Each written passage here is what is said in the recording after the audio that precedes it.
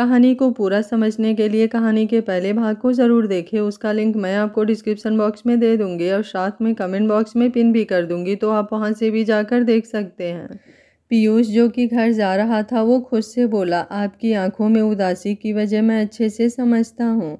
इतना भी छोटा नहीं कि बात बदल दें आप तो समझ ना सकूँ। अब देखना कैसे आपको सरप्राइज़ मिलता है आज। क्रिस का एक दोस्त दर्श सीधे उसके रूम में ही आया तो वो नोट्स देख रहा था। वाह जी, भाभी के जाते ही किताब उठ गई, वरना तो नाम भी भूल गया होगा किताबों का। वो हंसते हुए बोला तो क्रिस ने नज़र उठाकर उसे देखा। बड़ी जल्दी नहीं आ गया? क्रिस ने तंज कसते हुए कहा। सॉरी यार, वो पापा की तबीयत ठीक नहीं थी ना, इसलिए शादी में नहीं आ पाया, तो सोचा आज ही आकर मिल लूँ, उसने क्रिस को हक करते हुए कहा। क्या हुआ अंकल को? क्रिस उससे अलग होकर बोला। वो बीपी बढ़ गया था, दर्श बैठते हुए बोला। क्रिस ने किसी को आवाज़ लगा दी चाय पानी लाने को। और बता, कोई बात है क्या? तू खुश नहीं लग रहा है, दर्श ने उसके कंधे पर हाथ रखकर कहा। नहीं तो मैं ठीक हूँ। मुझसे तो झूठ मत ही बोला कर, जानता है नहीं बोल पाता तो कोशिश भी क्यों करता है। क्रिस ने अब उसे सब कह सुनाया तो दर्श ने अपने सिर पर हाथ रख लिया। इतना बड़ा धोखा दिया उसने तुझे और तूने कुछ कहा भी नहीं? दर्श ने उससे पूछा। क्या कहता, शादी के पहले तक ठीक था, फिर शादी की रस्मों में यूं उलझ गया था कि टाइम ही नहीं मिला, और शादी छोड़कर वो बिना कुछ कहे चली गई। समझ नहीं आता कि वो ऐसा कैसे कर सकती है। मैंने इतने मन से उसे अपनाया था, उसने मुझे धोखा दिया, वो नफरत भरे स्वर में बोला। जस्ट रिलैक्स यार, वो तेरे लायक थी ही नहीं, क्यों इतना खून जला रहा है? और ये शालिनी वही है जिसे मैं जानता हूँ, तेरी सालू ही है ना? दर्श ने कन्फर्म करना चाहा तो क्रिश ने हाँ में सिर हिलाया।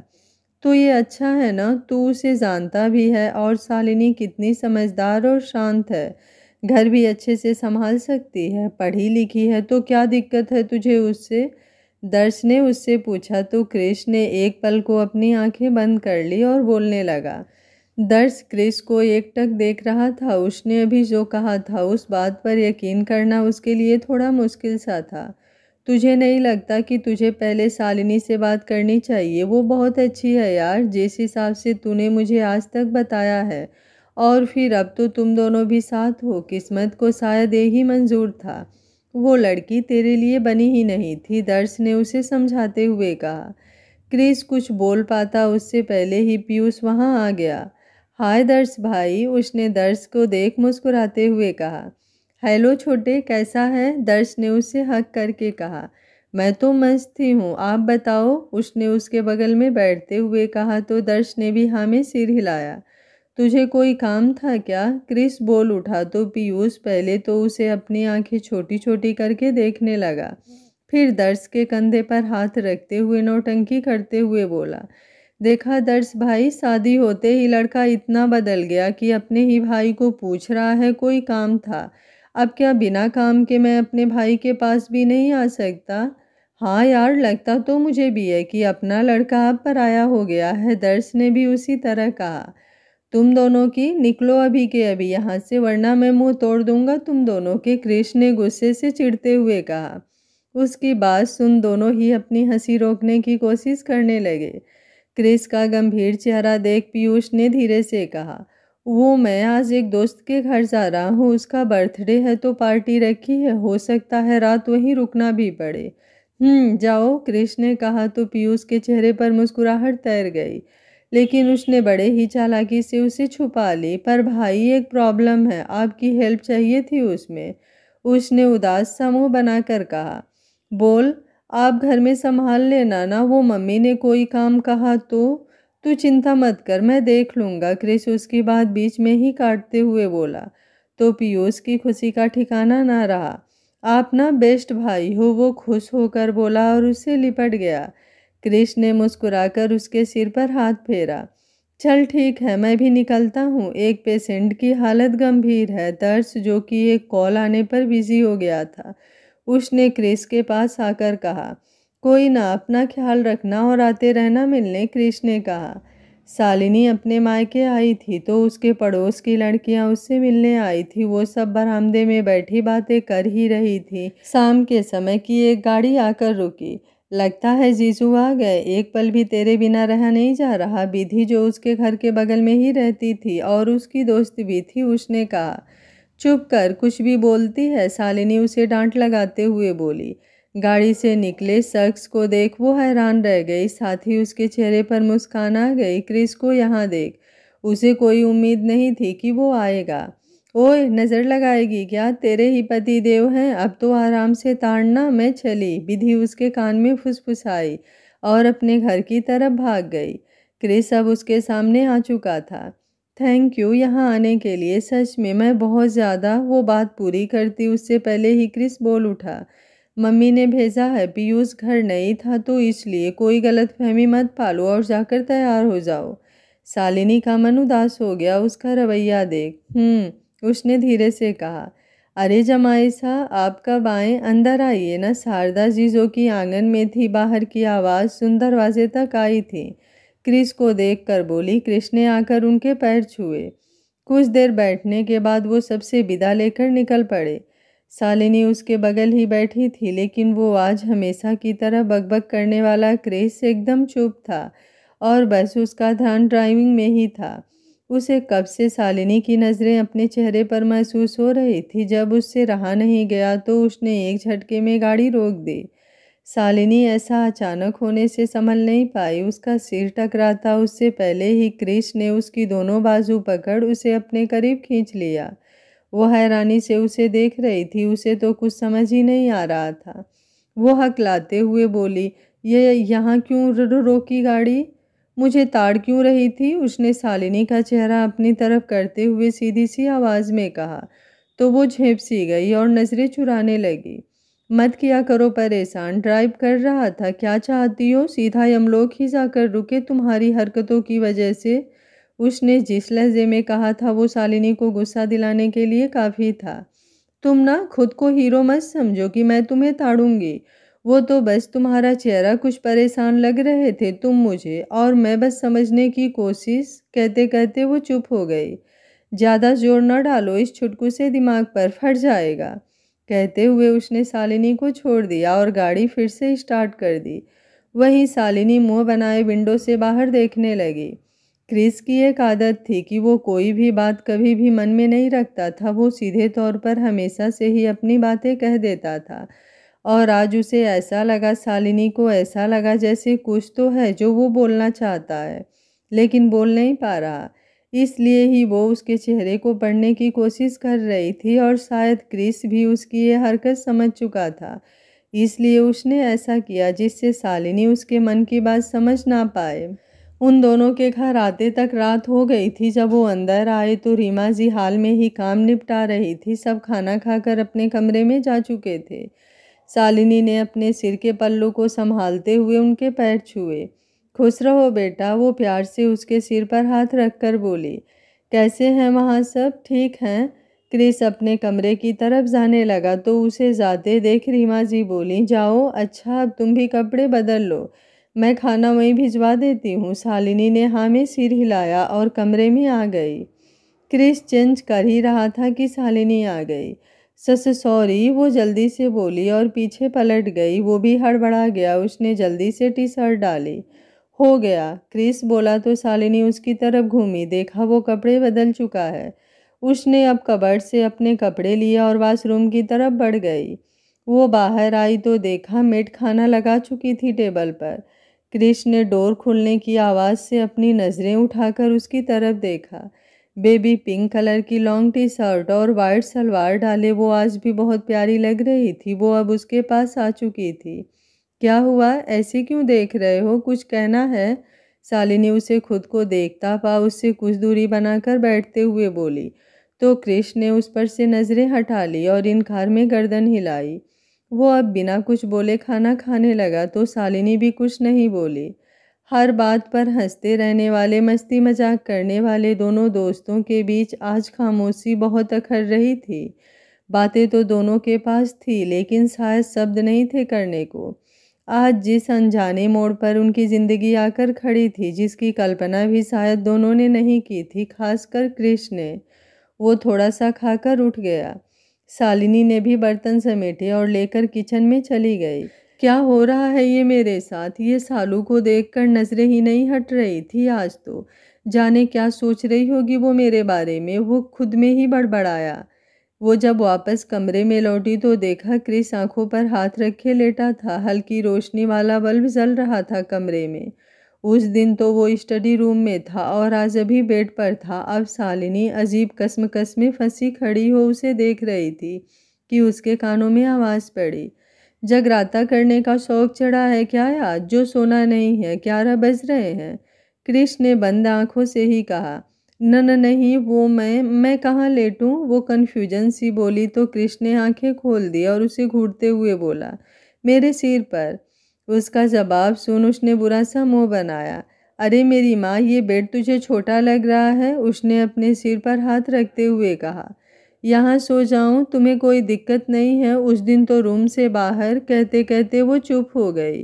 वहीं क्रिस के चेहरे के भाव भी बदल गए। उसने धीरे से शालिनी की कलाई थाम ली तो वो उसे देखने लगी। शालिनी, वो मैं तुमसे। उसे आगे के शब्द समझ नहीं आ रहे थे। शालिनी ने अब उसके हाथ पर अपना हाथ रख दिया। दोनों की नज़रें एक दूसरे से मिली। एक दूसरे की आंखों में आए भाव वो समझ रहे थे। क्रिस, तुम्हें तुम्हारी दोस्त चाहे जितनी गलत लगे लेकिन कभी ये तुम्हें गलत नहीं समझ सकती। तुम्हारी हर एक बात को समझती हूँ मैं, खामोशी को भी। मुझे पता है जैसी परिस्थिति से तुम गुजर रहे हो कुछ भी आसान नहीं है। और हाँ, तुम किसी गिल्ट में मत रहो। तुम कुछ गलत नहीं कर रहे। अगर तुम्हारी जगह मैं होती तो शायद मैं भी तुम्हें गलत ही समझती। जब भी तुम्हें दिल से लगे कि मेरी सज़ा खत्म हो चुकी है, मैं गलत नहीं हूँ, तो बस उसी दिन, ज़्यादा कुछ नहीं, मुझे मेरे हंसते मुस्कुराते हुए दोस्त को वापस कर देना। मुझे मुझे मेरा वो रिश्ता वापस कर देना जिसने खामोशी की जगह ही नहीं थी कभी। इंतज़ार रहेगा उस दिन का जब पहले ही तरह तुम मुझे सालू बुलाओगे। उसने संजीदगी से कहा तो क्रिस की आंखों में हल्की नमी आ गई। शालिनी ने उसका हाथ अपने हाथ से हटाया और बिस्तर के दूसरी तरफ लेट गई। उसके लिए भी खुद को संभालना मुश्किल हो रहा था, लेकिन क्रिस को परेशान देख वो चुप थी। कुछ देर क्रिस उसे देखते रहा जो दूसरी तरफ करवट लेकर लेटी थी। वो भी अब अपनी जगह पर लेट गया। उसने धीरे से अपना हाथ उसकी तरफ बढ़ाया लेकिन फिर पीछे ले लिया और दूसरी तरफ मुंह करके आंखें बंद कर ली। अम्मा जी, आप रसोई में? आपको कुछ चाहिए था? हमें बोलती। रीमा जी उन्हें रसोई में देखकर आते हुए बोली। ओह, तो याद है तुम्हें बहुरिया कि तुम्हारी सास भी है अभी? वो उन्हें ताना कसते हुए बोली। रीमा जी ने सिर झुका लिया। वो कुछ नहीं बोल पाए।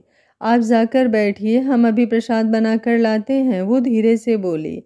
अम्मा जी, और वो तुम्हारी लाडली बहू कहाँ है? सिर पर चढ़ा तो पहले से ही रखा था, लेकिन अब तो कुछ सिखा दो उसे भी। उठ गई या अभी तक सुबह ही नहीं हुई? जी जी, वो आ ही रही होगी, हम देख कर आते हैं, उन्होंने कहा तो वो उन्हें आंख दिखाते हुए बोली। कोई ज़रूरत नहीं है, तुम यहाँ का देखो, मैं देखती हूँ जाकर, कहकर क्रिस की दादी रसोई से बाहर निकली और क्रिस के कमरे की तरफ बढ़ी ही थी कि आंगन से आता हुआ क्रिस उनके पास आ पहुंचा। जय श्री कृष्ण दादी, कहकर उसने उनके पैर छुए। जय श्री कृष्णा, खुश रहो, वो उसके सिर को प्यार से सहलाकर बोली। तेरी पत्नी कहाँ है? दिखी नहीं सुबह से। वो बोली तो कृष्ण ने एक नज़र इधर उधर डाली। रसोई में होगी या मंदिर में? मैं तो अभी वर्कआउट करके आया हूँ, उसने सोचते हुए कहा। वहाँ नहीं है अभी तो, आज कमरे से बाहर भी नहीं निकली, वो कुछ गुस्सा दिखाते हुए बोली। कि क्रिस ने पायलों की आवाज़ सुन सीढ़ियों की तरफ देखा।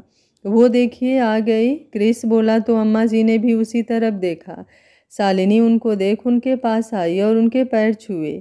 ये समय है कमरे से बाहर आने का? अम्मा जी नाराज़गी से बोली।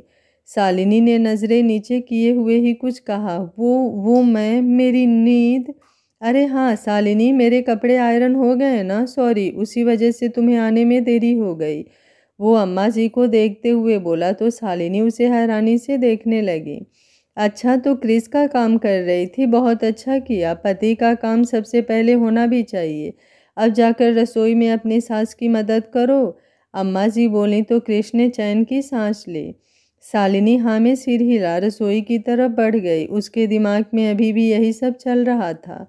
कौन से कपड़े? इसने तो मुझे कुछ बोला भी नहीं था, और अब ये कपड़े कहाँ से आ गए? मेरी तो आंख लग गई थी रात को देर से सोने की वजह से। जो भी हो बचा लिया, वरना तो आज दादी इतनी जल्दी छोड़ने वाली नहीं थी। वो मन ही मन बड़बड़ाई। पूजा के बाद वो नाश्ता बनाने लगी। चाय गैस पर चढ़ाकर वो बेसन घोलने लगी पकौड़ों के लिए। क्रिस जो कि पानी पीने आया था, उसे देख उसके कदम रुक गए। साड़ी का आंचल कमर में लपेटे वो बड़े ही मन से काम में लगी थी।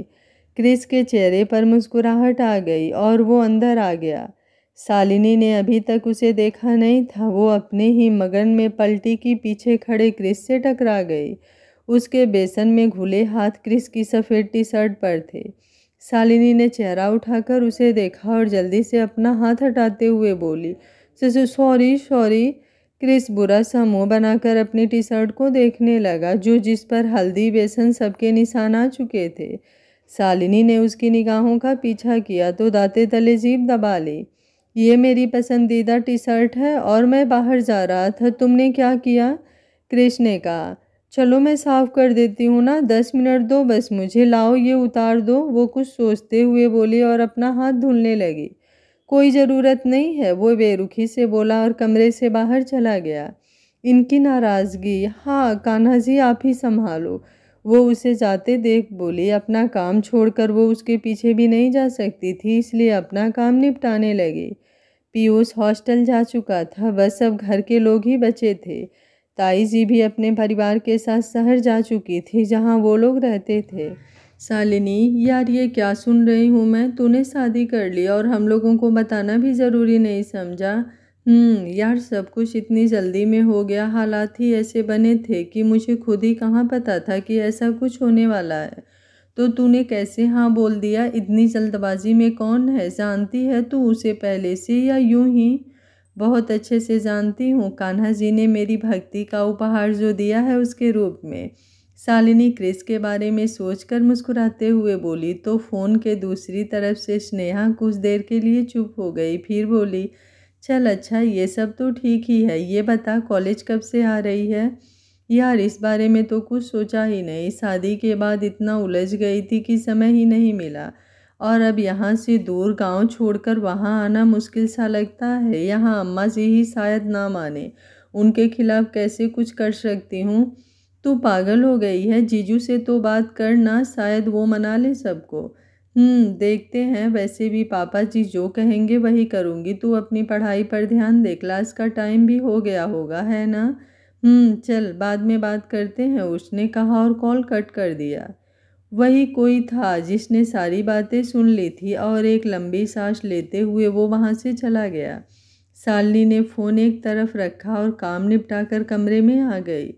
बेटा तुम जाकर सबको खाने के लिए बुला लाओ, तब तक मैं और मीना टेबल पर खाना लगाते हैं, रीमा जी ने शालिनी से कहा। जी माँ, बोल वो चली गई। सबसे आखिर में वो अपने रूम में आई। क्रिस उसे नहीं दिखा। अब ये कहाँ गायब है? वो खुद में बड़बड़ाई। फिर आगे बढ़ी तो बालकनी का डोर उसे खुला दिखा। यहाँ है, उसने एक गहरी सांस लेते हुए कहा तो और उस ओर बढ़ आई। क्रिस एकदम शांत स्वभाव से रेलिंग पर दोनों हाथ टिकाए बाहर देख रहा था। उसके मन में जैसे बहुत कुछ चल रहा था। शालिनी ने उसके बाह पर हाथ रखा तो वो चौंक गया। उसने बगल में निगाह घुमाई तो शालिनी को देखा। क्या है, कोई काम था क्या? वो दोबारा से सामने देखते हुए बोला तो शालिनी ने अपना हाथ उसकी बाह से हटाते हुए कहा, वो खाना लग गया है, सब आपका ही इंतज़ार कर रहे हैं, तो चलिए खाना खा लीजिए। शालिनी के शब्दों को सुन उसने उसे ऐसे देखा जैसे कोई आठवां अजूबा हो, लेकिन उसने कुछ कहा नहीं और सीधा खड़ा हुआ और आगे बढ़ने को हुआ कि वो फिर से बोल उठी, अरे टी शर्ट के लिए अभी भी गुस्सा हो क्या? मैंने धुल दी है और वो साफ भी हो गई है एकदम। वो उसके बराबर में आते हुए बोली तो क्रिस के चेहरे पर मुस्कुराहट तैर गई, जो उसने अपने होठों को दबाते हुए छिपा ली ताकि वो ना देख सके। पगली है ये लड़की, वो मन ही मन बड़बड़ाया। चलो अब खाना खाने, वो सधे से शब्दों में बोला तो वो कुछ उदास हो गई और उसके साथ बाहर आ गई। सभी लोग खाने की टेबल पर इकट्ठा थे। शालिनी रीमा जी के साथ खाना परोस रही थी। अम्मा जी, क्रिस, सुमेध जी सब बैठे थे। पापा, मुझे आपसे कुछ बात करनी थी, कृष ने एक निवाला खाते हुए कहा। किस बारे में? शालिनी के। उसके इतना कहते ही सबकी नज़र उस पर टिक गई। शालिनी भी उसे देखने लगी। उसे अब कुछ घबराहट सी होने लगी कि जाने कृष क्या कहने वाला है। कहीं नाराज़गी की वजह से वो कोई बड़ा फैसला तो नहीं उठा रहा। ये ख्याल मन में आते ही उसका दिल तेजी से धड़कने लगा। सुमेध जी बोले, बोलो, क्या कहना चाहते हो?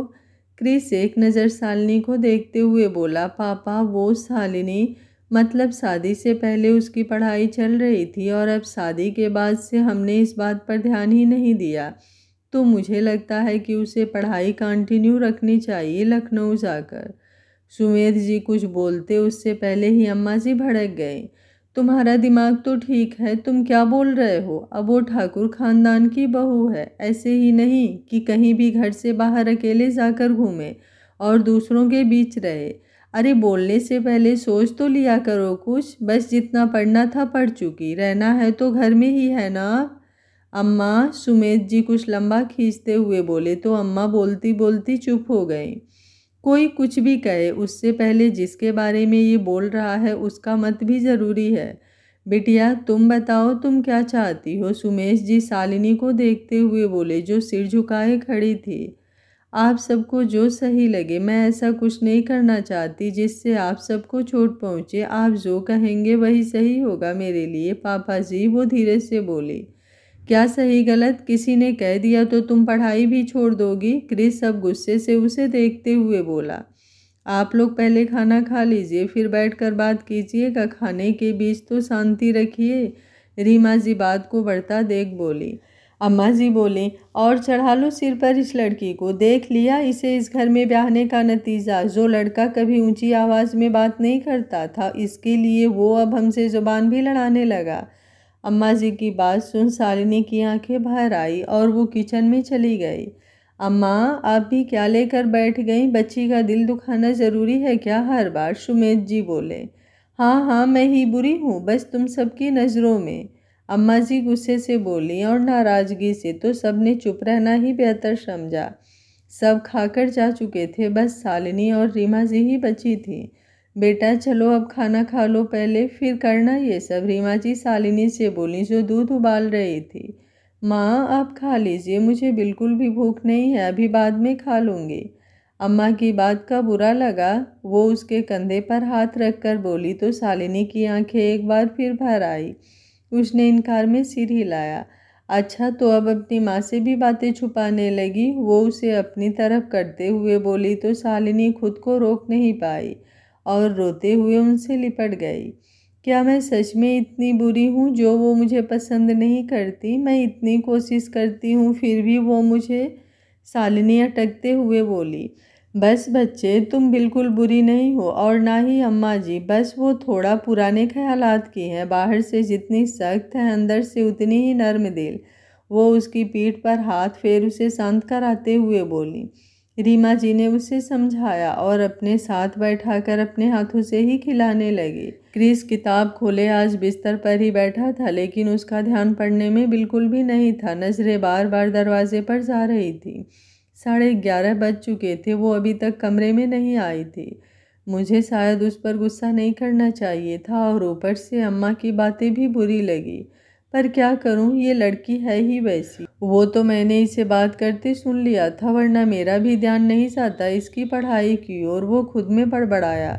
शालिनी कमरे तक आई ही थी कि लाइट्स जलती देख ये पल को उसके कदम ठिठके। आज वहीं खड़े रहना है? क्रिस की नज़र जो दरवाजे पर ही टिकी थी, उसकी एक झलक देखते ही वो बोल उठा। शालिनी ने कुछ नहीं कहा और अंदर आ गई। वो बिना बोले ही तकिया ठीक करके अपने तरफ लेटने लगी।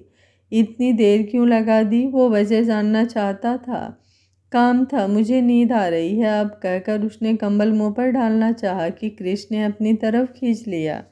शालिनी, गुस्सा मत दिलाओ, मुझे पता है तुम इतनी जल्दी सोने वाली नहीं हो, मुझे बात करनी है तुमसे अभी। वो अब कुछ सख्ती से बोला। शालिनी ने एक गहरी सांस ली और अपनी आंखों की नमी को साफ करते हुए उसकी तरफ करवट ली। बोलो। तुम रोई हो? वो उसकी लाल लाल आंखों को देख बोला। अम्मा की बात का बुरा लगा। वो दोबारा कुछ नर्म लहजे में बोला। उसने धीरे से इनकार में सिर हिलाया। आदत है उनकी सुनने की, वो धीरे से बोली। उसके चेहरे पर मायूसी साफ झलक रही थी। सॉरी, उन्हें ऐसा नहीं बोलना चाहिए था। तुम परेशान मत रहो, मैं पापा से बात करूँगा तुम्हारी पढ़ाई के लिए, और वो ज़रूर समझेंगे और उन्हें भी समझाएंगे।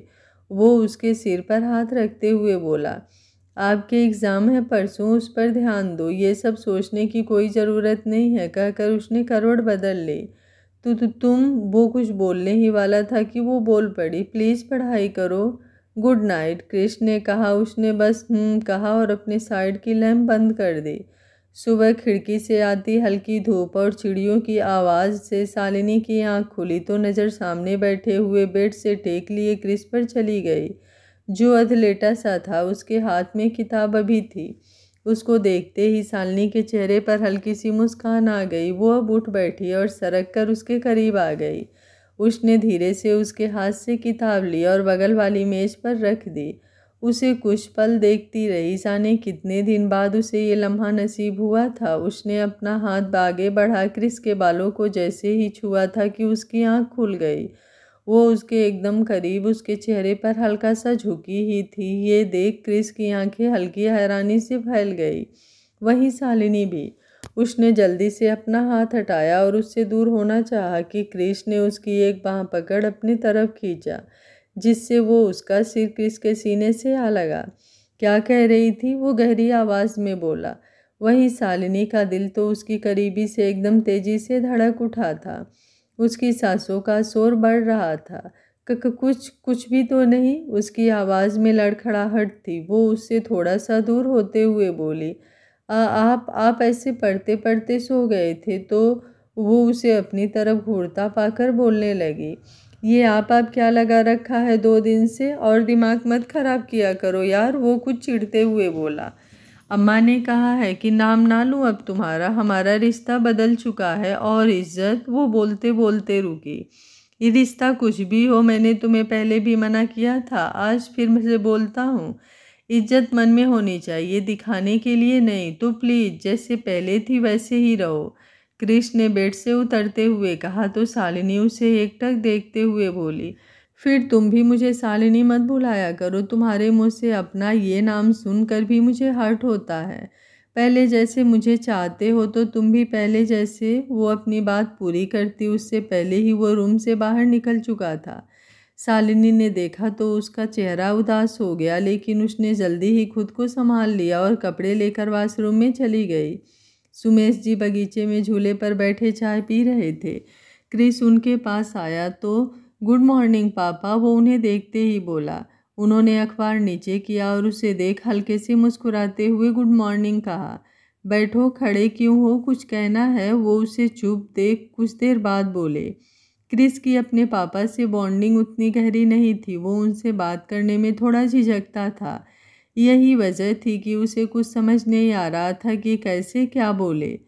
कल मैंने ऊंची आवाज़ में बात की आपसे और अम्मा से। मेरा आपको या उन्हें हर्ट करने का बिल्कुल भी इरादा नहीं था। हो सके तो मुझे माफ़ कर दीजिए। वो नज़रें इधर उधर करते हुए बोला तो सुमेश जी के भाव कुछ गंभीर हो गए। सामने देखकर बात करो, वो गंभीर सी आवाज़ में बोले।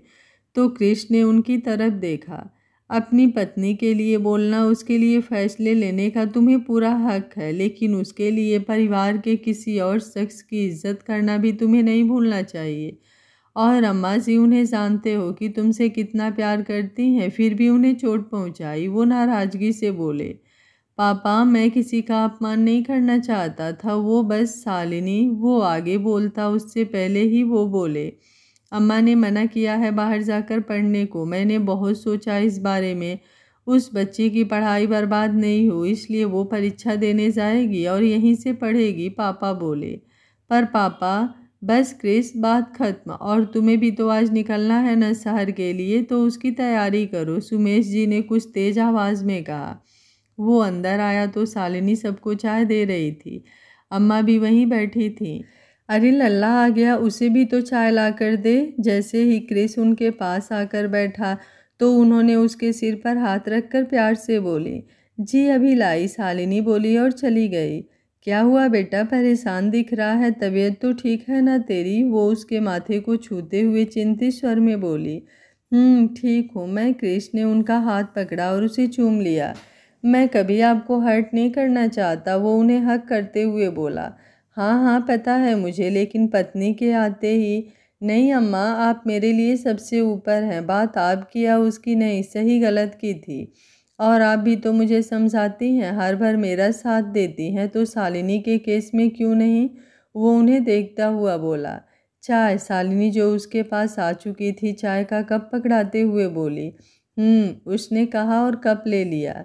क्रिस का यूपीएससी मेंस का एग्ज़ाम था तो वो शहर जा चुका था। शालिनी कमरे में आई तो उसे बहुत खाली खाली लग रहा था। उसने बेड के बाद दीवार पर लगी क्रिस की तस्वीर पर हाथ फेरा। बस अब अच्छे से तुम्हारा एग्ज़ाम हो जाए और तुम अपने सपने की तरफ एक कदम और बढ़ जाओगे। मुझे पूरा भरोसा है कि तुम बहुत अच्छा करोगे, वो तस्वीर देखते हुए बोली। पता नहीं खाना खाया होगा या नहीं, अभी तक तो पहुंच गए होगे, फिर भी कॉल तक नहीं की। उसने अपना फ़ोन चेक करते हुए कहा। उसकी उंगलियां क्रिस ने नंबर पर थी। एक बेल जाते ही उसका दिल तेजी से धड़कने लगा और उसने झट से काट कर फ़ोन बिस्तर पर रख दिया। वो अभी बैठी ही थी कि उसका फ़ोन बज उठा। उसने नज़रें घुमाकर देखा तो उस पर कृष्ण नाम फ्लैश हो रहा था। हे कान्हा जी, मैं भी पागल हो रही थी। क्यों किया? अब क्या बात करूँगी? एक तो वैसे ही जब से शादी हुई है एकदम से बदल गए हैं, वो खुद से ही मुँह बनाते हुए बोली। कॉल रिसीव करके उसने फ़ोन कान से लगाया। हेलो शालिनी, कॉल किया था? नहीं, वो गलती से लग गया, वो हिचकते हुए बोली। ओके तो मैं रखूँ? कब पहुँचे? एक भी बार कॉल? कहते कहते वो चुप हो गई। बस अभी 1 घंटे पहले ही वो फ़ोन की बैटरी ख़त्म हो गई थी, अभी ऑन किया है। और एक बात, झूठ बोलने की ज़रूरत नहीं, इतने भी अजनबी शायद हम नहीं हैं, तुम कॉल कर सकती हो। कृष्ण ने शांत भाव से कहा। कुछ पल के लिए तो दोनों तरफ शांति छा गई। खाना खाया? शालिनी ने कुछ देर बाद चुप्पी तोड़ते हुए कहा। अभी नहीं। और तुम? Okay, good night. Good night and all the best for exam, Shalini ने हल्के से मुस्कुराते हुए कहा। कृष्ण ने कॉल कट कर दी थी, लेकिन वो अभी भी फ़ोन को कान से लगाए थी, जैसे उसे महसूस कर रही हो। अम्मा जी अभी तक कमरे में ही थी। पूजा का समय हो गया था, वो अभी बाहर नहीं आई थी। शालिनी बिटिया, अम्मा को देख कर आ, अभी तक नहीं आई, रीमा जी ने आरती की थाल सजाते हुए कहा।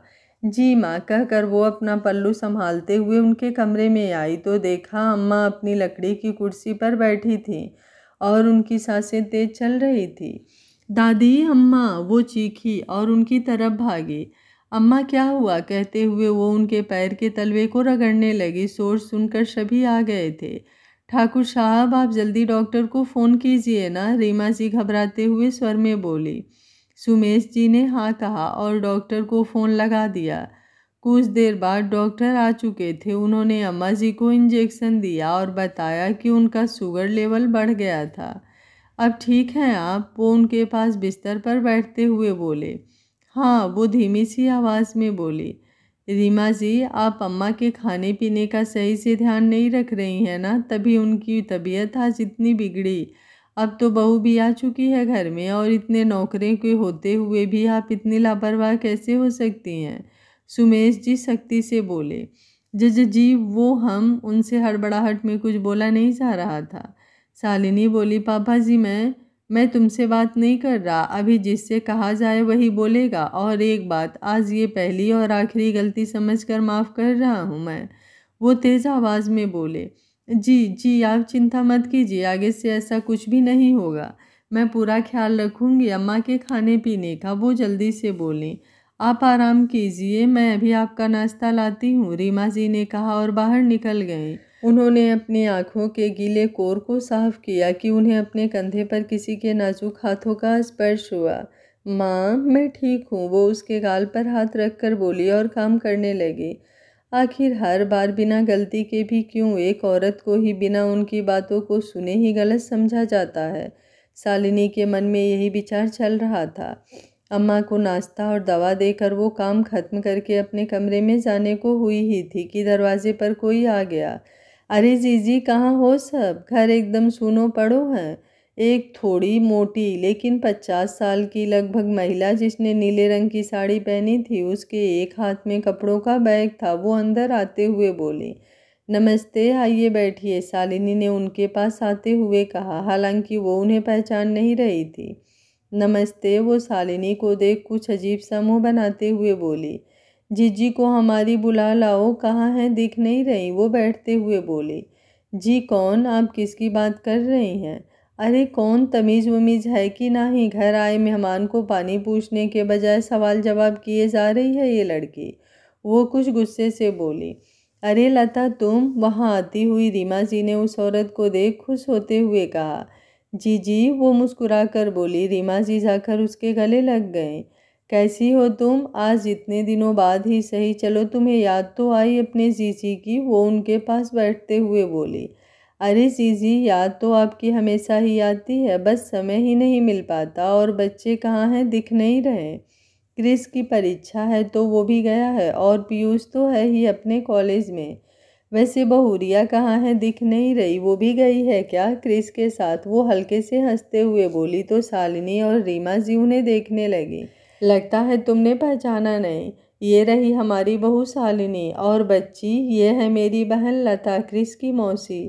वो दोनों को एक दूसरे से मिलवाते हुए बोली। रीमा जी की बात सुनते ही लता मौसी शालिनी को ऊपर से नीचे तक देखने लगी। वो कुछ बोलती कि उससे पहले ही शालिनी ने झुककर उनके पैर छू लिए। मुझे माफ़ कीजिए, पता नहीं था मौसी, वो बोली। खुश रहो, वो ऊपरी मन से बोली।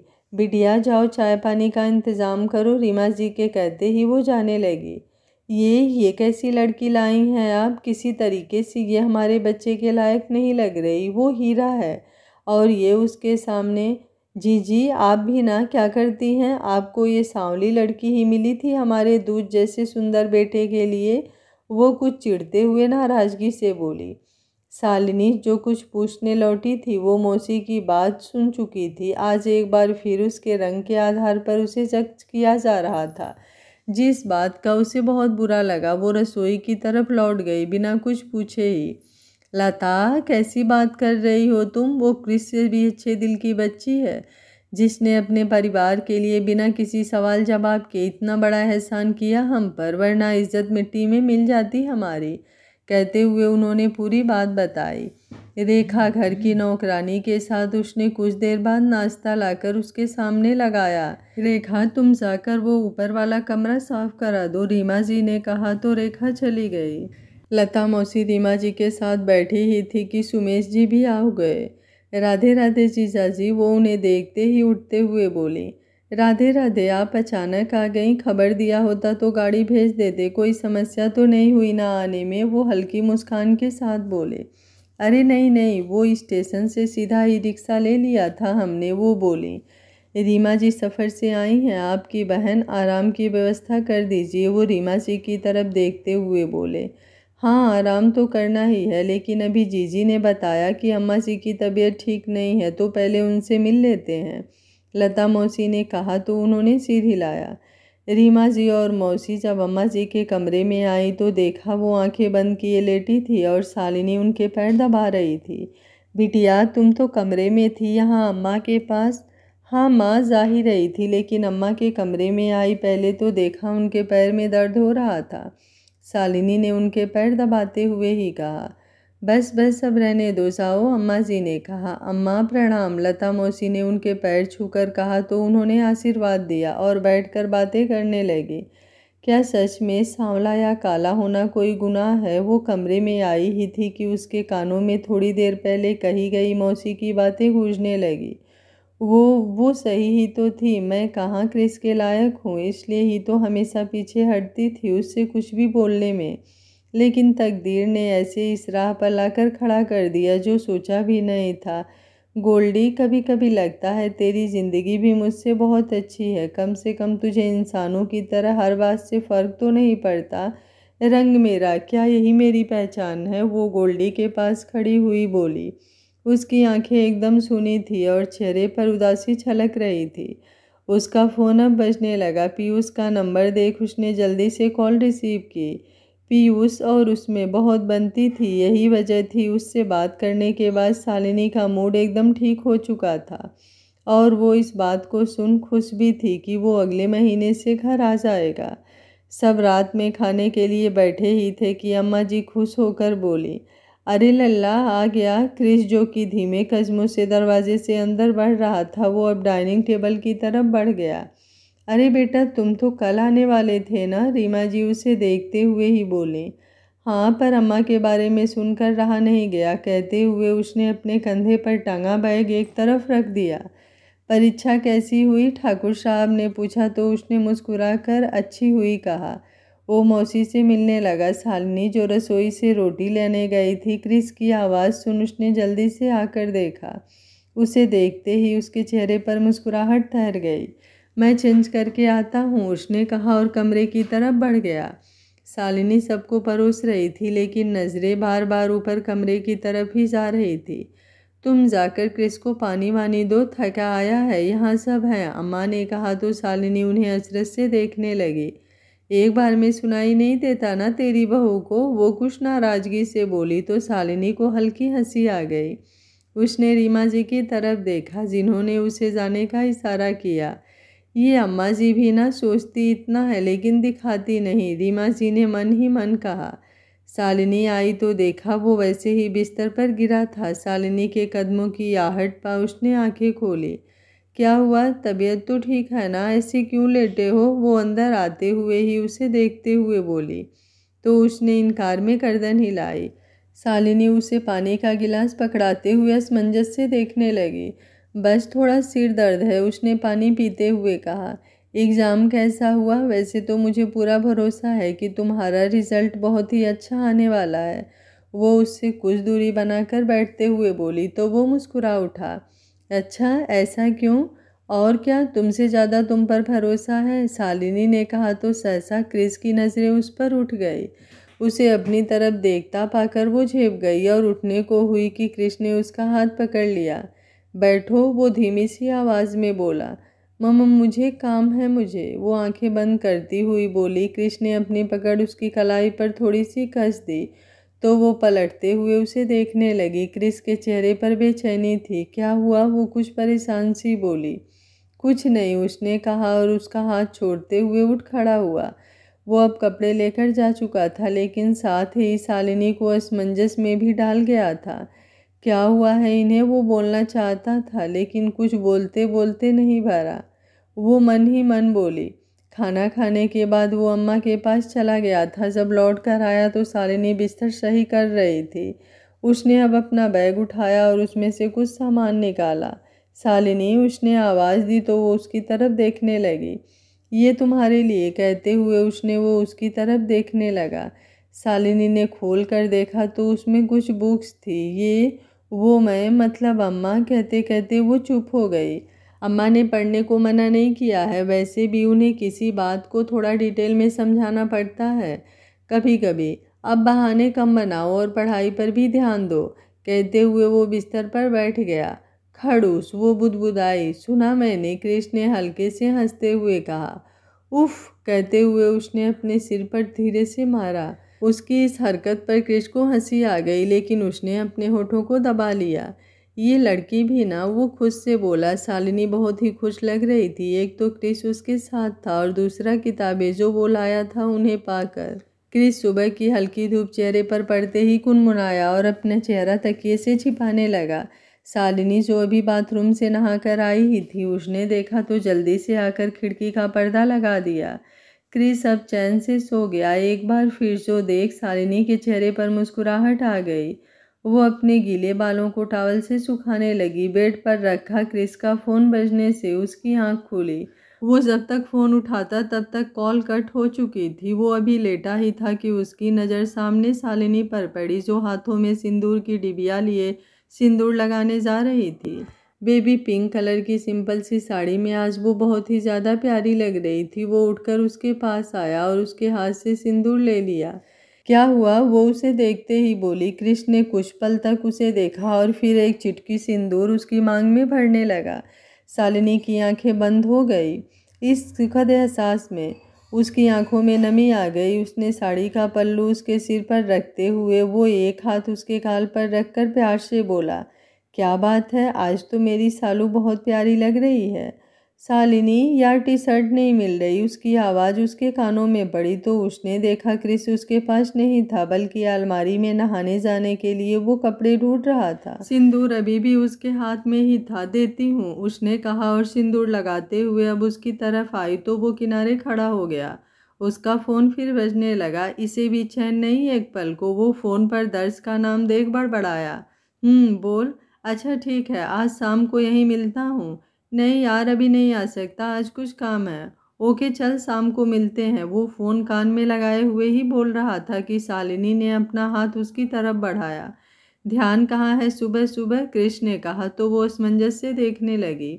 ये शर्ट पहनूंगा मैं। उसके कहने पर शालिनी ने अपना हाथ देखा जिसमें क्रिस की पुरानी शर्ट थी जो वो नहीं पहनता था। सॉरी, मैं दूसरा कुछ देती हूँ, उसने कहा। वैसे आज कहीं जा रहे हो क्या? नहीं तो क्यों नहीं, वो आज इतने अच्छे से तैयार हुई हो फिर भी अच्छी नहीं लग रही। एक नज़र देखा तक नहीं, वो धीरे से बुदबुदाई। उसने क्रिस को टॉवल और टी शर्ट पकड़ाई। बहुत प्यारी लग रही हो, वो उसके ऊपर झुकते हुए उसके कान में धीरे से फुसफुसाया। शालिनी के चेहरे की चमक ही बढ़ गई। ये सुनते ही उसके गालों पर लाली छा गई। क्रिस जा चुका था लेकिन वो अभी भी वैसे ही खड़ी थी। वो रसोई में आई तो रेखा सब्जी काट रही थी। रेखा दीदी, आप अभी सब्जियां क्यों काट रही हैं? पहले नाश्ते की तैयारी करनी है, शालिनी चाय गैस पर चढ़ाते हुए बोली। बहू जी, वो मौसी जी ने कहा था करने को। कहा कि नाश्ता आप ही बनाएंगे पूरा, वो बोली। ओह अच्छा, वो धीरे से बोली। अरे मैं भी अम्मा को दवाई देकर आती हूँ, ध्यान से ही उतर गया था, शालिनी ने अपने सिर पर मारते हुए कहा और जल्दी से एक गिलास में गर्म दूध डाला और बाहर हाल में आई जहाँ अम्मा सुमेश जी के साथ बैठी थी और मौसी भी वहीं थी। अम्मा ये लीजिए, आपकी दवाई खा लीजिए, वो ट्रे सामने टेबल पर रखते हुए बोली और दवा निकालने लगी। मुझे नहीं लेनी, अब मैं ठीक हूँ, बस चाय पिला दो एक कप, अम्मा मुँह बनाते हुए बोली। नहीं, अब आपको चाय नहीं मिलेगी, आप यही लीजिए पहले, शालिनी कुछ जिद करते हुए बोली। हाँ, कैसी लड़की है, ऐसे बात करते हैं अपनी दादी सास से, लता मौसी आश्चर्य से बोली। सुमेश जी बस उन सबको देख रहे थे। सुमेश जी बोले, लता बच्ची एकदम सही कह रही है, माँ को डॉक्टर ने मना किया है और उनके लिए यही सही है, दवा ना लेने से तबीयत बिगड़ सकती है। अम्मा ने जब सुमेश जी की बात सुनी तो मुंह बिगाड़ते हुए दवा लेने लगी। तो हुकूमत चलाया कर मुझ पर, समझी? वो शालिनी को खाली गिलास पकड़ाते हुए बोली। आप एक बार में मान जाया कीजिए, आप हेल्थ से लापरवाही करेंगे तो मैं हुक्म चलाऊंगी, उसने धीरे से कहा और रसोई में आ गई। शालिनी, मम्मी कहाँ है? क्रिस अंदर आते हुए बोला। मंदिर गई हैं मौसी के साथ, वो अपने हाथ धुलते हुए बोली। ओह ओके, कुछ चाहिए था? नहीं, बस ऐसे ही, दिखी नहीं तो पूछ रहा था, उसने अपने पॉकेट में हाथ डालते हुए कहा। तुम्हें पापा जी ने खेत देखने जाने को कहा है, आज मजदूर लगे हैं वहाँ फसल काटने को, शालिनी उसे याद दिलाते हुए बोली। मैं तो भूल ही गया था। अच्छा ठीक है, फिर मैं चलता हूँ, वो अपना सिर खुजाते हुए बोला। पहले खाना खा लो तब जाना, वो उसके मुड़ते ही जल्दी से बोली। मन नहीं है अभी, वो धीरे से बोला। भूख पेट को लगती है, मन को नहीं, शालिनी ने उसके ही कहे शब्द दोहराए तो क्रिस उसे घूरने लगा। एक दूसरे को देख उनकी हंसी छूट गई। शैतान लड़की, कुछ ज़्यादा नहीं हो जाता कभी कभी? मेरी लाइन मुझी पे चिपकाई जा रही है, वो हंसते हुए बोला। हाँ तो अब जाकर बैठो, मैं लाती हूँ, उसने कहा तो क्रिस बाहर जाकर बैठ। शालिनी कुछ ही पलों में थाली लिए उसके सामने थी। आज उसने क्रिस की ही पसंद का खाना बनाया था, जो देख वो मुस्कुरा उठा। शालिनी जाने लगी कि क्रिस ने उसका पल्लू पकड़ लिया। बैठो थे थोड़ी देर, तुम्हें पता है ना मुझे अकेले खाना अच्छा नहीं लगता, उसने कहा तो वो कुछ सोचते हुए उसके बगल वाली चेयर खींचकर बैठ गई। तुम्हें अभी भी लगता है कि मैंने शादी वाले दिन, वो धीरे से उसकी तरफ देखती हुई बोली कि क्रिस, जिसके चेहरे पर मुस्कान थी, वो खाते खाते रुक गया। मुझे उस बारे में बात नहीं करनी, उसने गंभीर होते हुए कहा। क्रिस, हम पति पत्नी हैं, शालिनी ने कुछ देर की चुप्पी के बाद कहा। मैंने भी इनकार नहीं किया इस बात से। तुमने उस दिन जो किया, जो सही था सबकी नज़र में, एक उस लड़के की नज़र में भी सही था जिसकी दुल्हन मंडप से गायब थी, लेकिन एक दोस्त की नज़र में नहीं, क्रिस ने थाली किनारे करते हुए कहा। तुम मुझे कभी माफ़ नहीं करोगे, उसने नज़रें नीची करते हुए कहा। तुम्हें परेशान होने की ज़रूरत नहीं है, मैं तुमसे नहीं नाराज़ हूँ, अपनी दोस्त से नाराज़ हूँ। तुम तो पत्नी हो मेरी, और कोशिश भी कर रहा हूँ रिश्ता निभाने की। कहते हुए वो खड़ा हो गया और क्रिस की बातें सुन शालिनी की आंखों में आंसू आ गए। आगे क्या होगा इस कहानी में जानने के लिए देखते रहिए कहानी का अगला भाग। अगर आपको कहानी अच्छी लग रही है तो वीडियो को लाइक, शेयर एंड चैनल को सब्सक्राइब कर लीजिएगा। Thank you for watching. मिलते हैं कहानी के अगले भाग में।